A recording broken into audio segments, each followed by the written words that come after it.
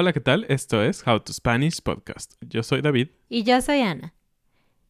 En este episodio te vamos a hablar sobre los preppers o preparacionistas. Si no sabes qué son, entonces quédate y te lo contamos en este episodio. Our Patreon community makes this podcast possible. If you would like to support us, go to howtospanishpodcast.com. You can find the links to previous episodes, the study materials and interactive transcripts we offer to our members, as well as many other benefits. Don't forget to check our store. Muchas gracias a nuestros patrones nuevos. Marcus, Tony, Lauren, Meg, Vanessa, Melissa, Heck, Estelle. Kay.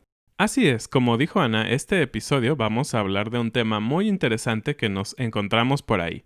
Los preparacionistas o preppers o tienen muchos nombres con los que podemos llamarlos, pero son este grupo de personas que se preparan para todo. Y para todo en un sentido negativo, ¿no? Ellos están preparados para el apocalipsis, como para cualquier tipo de desastre natural. Y creemos que es muy interesante dado que estamos viviendo en esta época donde hemos estado muy al pendiente sobre el coronavirus y todo lo que ha pasado este año. Es muy interesante que estamos grabando este episodio en el mes de septiembre ya del 2020 y suena muy extraño, ¿no? Porque llevamos ya muchos meses con todo este tema.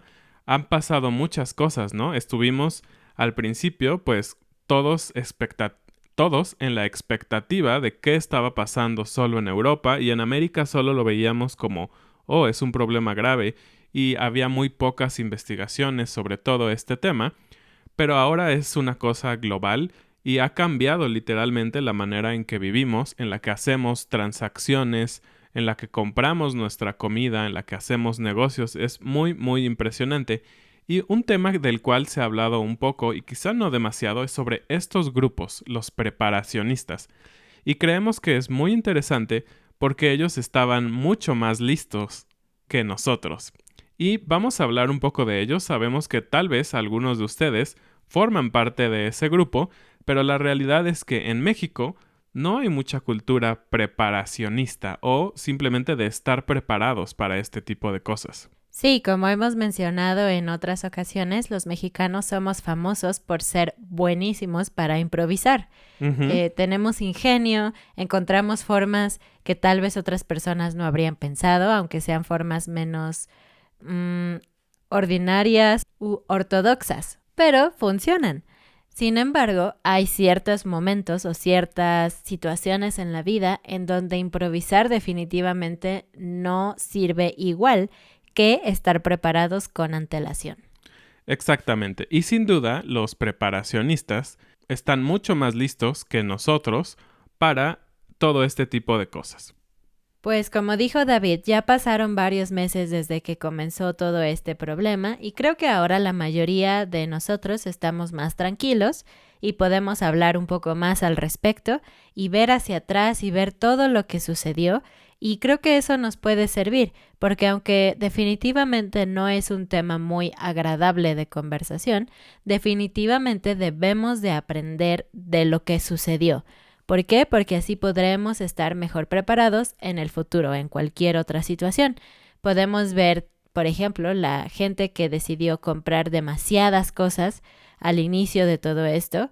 También estaban los que decidieron no cambiar su estilo de vida y siguieron como siempre. Bueno, cada quien tomó diferentes alternativas y eso está bien, pero creo que ahora podemos analizarlas, ¿no? Y ver qué es lo que funciona mejor para nuestra familia, nuestro país, etc. Pero bueno, volviendo al tema de hoy, ¿qué son los preparacionistas? Pues los preparacionistas son personas a las que les gusta estar preparados para todo, por eso preparacionista. Alguien que tiene mucha preparación. Son personas que tienen planes de supervivencia para prácticamente cualquier situación negativa que podría ocurrir. Esto se puede ver de diferentes maneras, desde tener habilidades especiales para sobrevivir en la naturaleza hasta tener en casa provisiones suficientes para alimentar a su familia por un periodo largo de tiempo en caso de que no puedan salir, como fue el caso durante este año en la pandemia. Por supuesto, hay otros niveles, ¿no? Niveles más avanzados, incluso vamos a hablar un poco de eso, pero de personas que están tan preparadas que incluso tienen casas totalmente adecuadas dentro de la tierra, búnkers, etc. Algo importante que decir sobre los preparacionistas es que es una manera de pensar y de vivir. Porque a diferencia de lo que nos pasó a muchos cuando empezó todo esto de la pandemia y de tener que estar en cuarentena, que ahora ya son mucho más que cuarentena, es que estábamos muy nerviosos y no sabíamos qué hacer, ¿no? Mucha gente, como dijo Ana, hizo compras de pánico, es decir, el pánico invadió nuestros pensamientos y los preparacionistas están listos para esto y no solo en lo material, como comentaba Ana, pero también creo que parte importante es que si tú estás listo y estás comprando cosas, en tu mente estás pensando que es algo inminente, es algo que puede ocurrir. Y cuando ocurre, por lo tanto, tú no tienes tal vez tanto miedo o tanto pánico como se generó en la sociedad. A estas personas no se les considera acaparadores, porque no van a una tienda y compran todo en un solo día, sino que es un estilo de vida en donde cada día, cada mes, cada cierto tiempo, ellos van comprando poco a poco las cosas que creen que necesitan para poder estar preparados para una catástrofe. Así que definitivamente todos aquellos, incluyéndonos a nosotros que hicimos algunas compras de pánico, no podríamos estar en la categoría de los preppers o preparacionistas, porque lo hicimos todo en un solo día o en una semana, pero para ellos es una cuestión de años de irse preparando poco a poco. Y generalmente, ¿qué compran estos preppers? ¿Con qué se preparan? Bueno, como ya dijo Ana, pueden ser cosas, digamos, tácticas, es decir, a veces armamento, que no es muy común en México también, pero obviamente lo más importante son los alimentos. Alimentos que no son perecederos fácilmente y que tienen un alto grado de calorías. Esto es, tal vez alimentos que tienen mucha azúcar porque tu única comida tal vez durante un día, es la idea, va a ser una Coca-Cola o algo así, ¿no? Entonces tienes muchas calorías para que te dé energía durante el día. También pueden comprar comida fresca que puede ser almacenada para varias semanas. Normalmente en tu casa tú compras comida fresca, digamos vegetales o frutas, tal vez para una semana o 2 semanas, pero estas personas son capaces de guardar su comida durante 4 semanas tal vez. Y otra cosa es que ellos pueden cultivar su propia comida, es decir, compran semillas y tienen tal vez espacios o pequeñas macetas donde pueden cultivar sus propios vegetales. Yo no podría ser preparacionista porque mato todas las plantas que toco. Soy pésima para la jardinería, no podría tener plantas. Repito, esto no es común en México, así que cuando conocemos a alguien que lo hace, nos parece todavía más extraño que probablemente para algunos de ustedes que viven en otros países. Yo recuerdo que en la universidad tenía un compañero que siempre traía una cangurera. Este vocabulario está en el PDF, pero siempre tenía una cangurera con él. Y adentro de esta cangurera, que por cierto no era una cangurera normal, porque tenía muchos bolsillos diferentes, prácticamente tenía bolsillos alrededor de su cintura por completo. Había 10 o 12 bolsillos diferentes. Bueno, en esta cangurera, él siempre tenía comida y tenía también armas legales, digámoslo así, en México. Es decir, navajas, como navajas suizas, las que puedes traer con tus llaves del coche o algo así, porque les recuerdo que en México el tema de las armas es muy diferente que en otras partes del mundo. Y sí, este compañero traía ese tipo de armas, traía cosas como cuerda, traía lámpara, traía un poco de equipo para escalar y traía atún, mucho atún y muchos sobres de catsup y de mostaza. Y yo me enteré porque, bueno, yo siempre lo veía con estas bolsas, pero él nunca usaba lo que estaba dentro. Y una vez yo compré unas papas fritas en la cafetería de mi universidad y la cafetería estaba arriba. Entonces, cuando yo bajé otra vez hacia donde estaban mis clases, me di cuenta de que no había puesto catsup o mostaza en mis papas. Y dije, no quiero subir otra vez todas las escaleras e ir por la catsup. Y estaba hablando sobre eso cuando mi compañero me dijo, ¿quieres catsup? Y yo, sí, por favor. Y él abrió su bolsa, su cangurera, y él sacó como 20 sobres y me los dio. Y yo, no, gracias, nada más un sobre o 2 sobres, ¿no? Y ya, pero eso me hizo notar que él traía cosas en su cangurera y le dije, ¿por qué traes esa cangurera? ¿Qué cosas traes? Y él me empezó a mostrar el contenido y me dijo que a él le gustaba estar preparado para cualquier cosa mala que pudiera suceder. Y en ese momento a mí me pareció súper, súper extraño. Pero ahora, viendo hacia atrás y viendo lo que ha pasado en los últimos tiempos, no me parece tan loco. Bueno, y esa historia parece un poco extraña para nosotros, pero tal vez normal para los preparacionistas, ¿no? Y de cierta manera un poco básica. Estuvimos buscando información y encontramos un artículo sobre un hombre de Canadá, el cual no reveló su nombre real, usó un seudónimo, fue a Tailandia y compró unas tierras en las cuales construyó unas villas. Pero no eran cualquier villas, sonaría como que son para sus vacaciones, ¿no? Sí, villa suena a vacaciones. Pero no, eran fortalezas que tenían concreto muy ancho y vidrio antibalas. También tenían un búnker antinuclear, sistemas de vigilancia remota, un cuarto de pánico, trampas para hombres que se acercaran y sobre todo tenía comida para meses, para un asedio de meses. Es decir, durante meses él tenía la comida suficiente para no salir. Y su idea, porque él construyó varias villas, 3 o 4, era que una era para él y las demás podía venderlas muy muy caras porque sabía que algo inminente podría pasar. Él llamó a este lugar Sanctum, que viene del latín y significa lugar santo. Esto fue hace un par de años cuando este hombre estaba construyendo esto, y parecía muy loco, como decíamos. Pero volvieron a contactarlo hace unos meses y él dijo que acababa de vender esas villas a unos precios súper caros. Entonces, lo que parecía muy loco, como decíamos en la historia también que nos dijo Ana, ahora parece que tiene mucho sentido, ¿no? Y bueno, aunque la mayoría de las personas que conocemos por lo menos no podrían entrar en la categoría de preparacionistas, tal vez no es necesario. Quizás sí estamos preparados, ¿no? Para alguna eventualidad o algo así. Pues al menos eso es lo que creemos, porque al parecer en el 2017 se hizo un estudio en donde alrededor del 20% de estadounidenses, por lo menos, dijeron haber gastado dinero en materiales relacionados a la supervivencia ese año, pero el 35% más o menos dijo que ya tenía todo lo necesario en caso de emergencia, así que si algo sucediera no necesitarían ir a comprar más.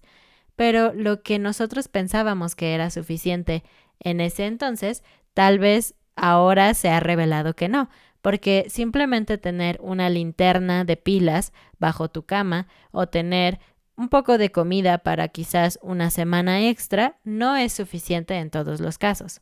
Sí, porque solo muy pocos de estas personas que se les hicieron estas preguntas realmente tenían medicinas, herramientas, combustible, agua, todas las cosas necesarias para sobrevivir. Ellos creían que con un kit de primeros auxilios y un poco de agua y comida podrían sobrevivir. Y, como siempre, hay dinero de por medio, ¿no?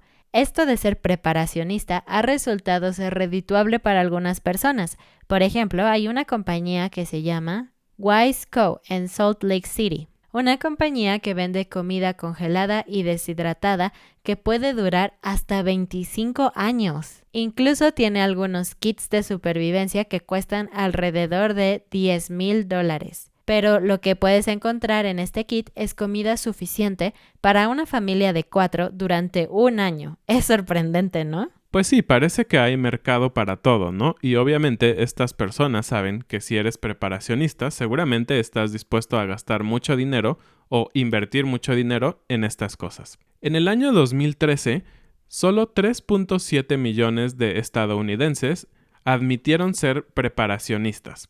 ¿Y suena poco o suena mucho? Bueno, suena mucho, pero para un país de casi 300 millones de habitantes, realmente es poco. ¿Y por qué no lo admiten? Porque las personas que hacen el estudio piensan que hay muchas más personas que realmente son preparacionistas, pero no lo admiten. Y esto tiene que ver con un tema social. El ser preparacionista, para muchas personas, se ve como un problema incluso de desconfianza en la gente, el mundo e inclusive el gobierno. Entonces, para algunas personas les da un poco de pena o miedo hablar sobre esto. Y creo que en mi caso no me daría pena, pero seguramente muchas personas, incluidos amigos o familia, sí pensarían que somos un poco raros o diferentes, ¿no? Pero bueno, si ustedes son preparacionistas, nosotros no estamos en contra de esto, al contrario, los admiramos por la preparación y todo lo que pueden hacer, así que si ustedes son y quieren contarnos cómo es, qué compran y todo, pueden enviarnos un mensaje y nos encantará leerlo. Exacto. Y como decíamos, parece que muchos de los motivos por los cuales las personas se vuelven preparacionistas tienen que ver con temas ambientales, ¿no? Como esperar que haya mucha lluvia o una sequía o un huracán o algo así. Y otros por temas biológicos, como el que estamos viviendo ahora, ¿no? Como un nuevo virus o el resurgimiento de virus antiguos que puedan ser incontrolables. Pero hay otros que lo hacen por temas políticos, porque ellos creen que sus países han gastado tal vez mucho en proyectos que son diferentes a la asistencia social y en algún momento ellos no van a tener la asistencia social que requieren y por lo tanto están preparados. Cualquiera que sea el caso, creo que tiene mucho sentido pensar que, pues sí, tal vez estamos al borde de algo difícil y diferente a lo que conocemos hoy en día. Es muy interesante conocer sobre este grupo de personas que están preparados.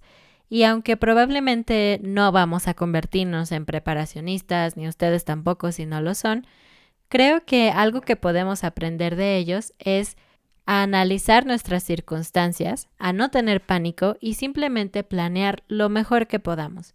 Porque eso me hace pensar que durante esta crisis, por ejemplo, varios de nosotros hemos descubierto que nos faltan algunas habilidades que eran consideradas básicas, porque confiábamos mucho en la tecnología o en otras personas para lograrlo, ¿no?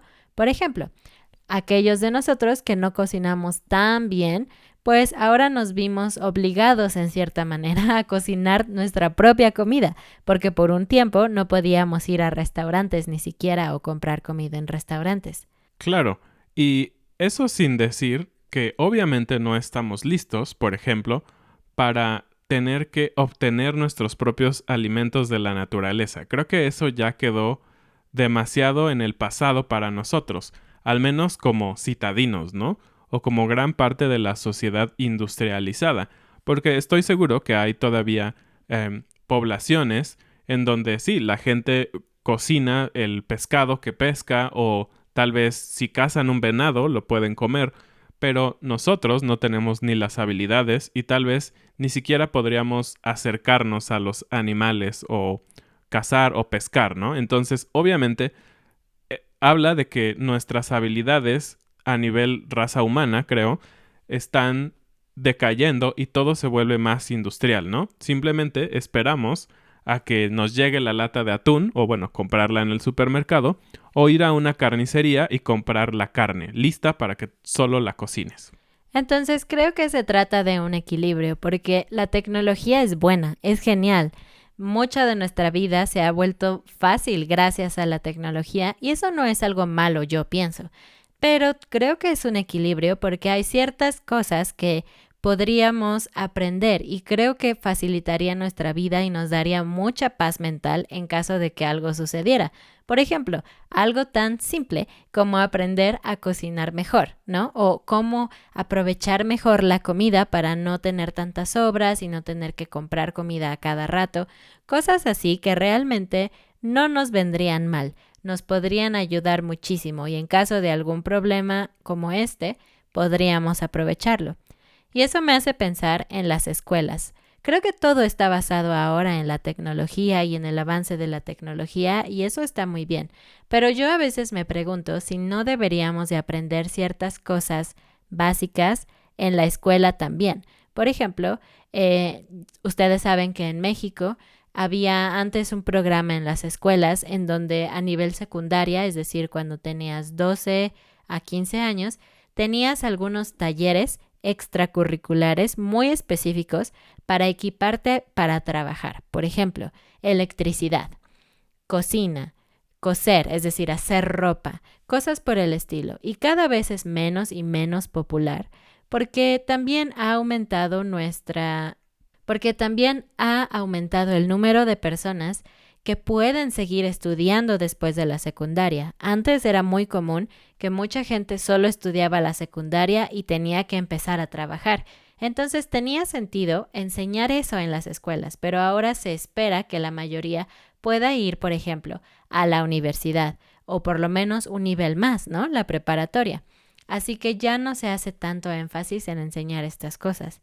A mí sí me tocó. Yo estudié un poquito de cocina, pero no aprendí nada porque tenía miedo y no quería cocinar y así. Y tú, David, tuviste electricidad. Y en el caso de David, es una habilidad que funciona perfecto porque ahora él es capaz de hacer muchas cosas en la casa sin necesidad de pagarle a otra persona para que lo haga. Entonces, no sé ustedes qué opinan. ¿Deberíamos de enseñar algunas cosas básicas de ese estilo en las escuelas todavía o no? Es una reflexión muy interesante. Y también me parece que algo que también debemos de reflexionar es el uso de la tecnología, como dice Ana, en específico el uso de Internet. Porque, ¿qué pasaría si estuviéramos en una crisis? No una crisis de un virus, pero una crisis en donde el problema fueran grandes tormentas solares que no permitieran el uso de Internet. Porque hoy en día, con todo este virus, todo se convirtió a hacerlo en casa desde Internet, ¿no? Tenemos juntas por Zoom, juntas por Skype, podemos hacer todo esto. Pero si fuera lo contrario, creo que sería simplemente un caos, ¿no? No estamos ya listos para poder trabajar, para poder hacer negocios, para poder comprar cosas sin Internet. Entonces, como dice Ana, la tecnología es buenísima para muchas cosas, pero al final estamos dependiendo completamente de ella. Entonces, después de aprender un poco sobre los preparacionistas y estas reflexiones, ¿qué piensan ustedes? ¿Debemos prepararnos mejor para las cosas malas o simplemente esperar a que tal vez lleguen y hacer algo diferente? Yo creo que debemos de aprender de lo que pasa en cada momento, ¿no? En el caso específico de este virus, pues bueno, aprendemos que tenemos que tener higiene extra de la que pensábamos que teníamos, ¿no? Como el tema de lavarnos las manos, tener un distanciamiento social porque podemos enfermar a otras personas que tal vez queremos, o simplemente por el hecho de cuidar al resto de las personas. Entonces, ¿qué han aprendido ustedes de esto? ¿Les gustaría ser preparacionistas? ¿Les gustaría simplemente tener un poco más de cosas en su casa en caso de que sea necesario? Pueden contarnos en un correo electrónico o en los comentarios. Terminamos con la frase del día: al mal tiempo, buena cara. Y creo que esta frase es perfecta para este episodio porque aunque, como ya dijimos, es importante aprender de lo que está pasando y mejorar un poco, también es cierto que ser positivo es una cosa muy importante. No podemos vivir con miedo a lo peor toda la vida, porque nos perderíamos de los momentos buenos, nos perderíamos de disfrutar la vida en momentos donde obviamente no hay crisis y no es necesario. Así que yo creo que por eso cuando algo malo sucede hay que tener buena cara. Y no me refiero a ser hermoso o estar feliz, sino a ser positivo. Aun cuando algo malo sucede, hay que encontrar la forma de ser positivos. Entonces, al mal tiempo, buena cara. Y se nos acabó el tiempo, entonces vamos a terminar este episodio aquí. No olviden revisar nuestras redes sociales, ir a nuestra página de Patreon para la transcripción y el PDF con notas de gramática y vocabulario. Nos vemos la siguiente semana. ¡Adiós!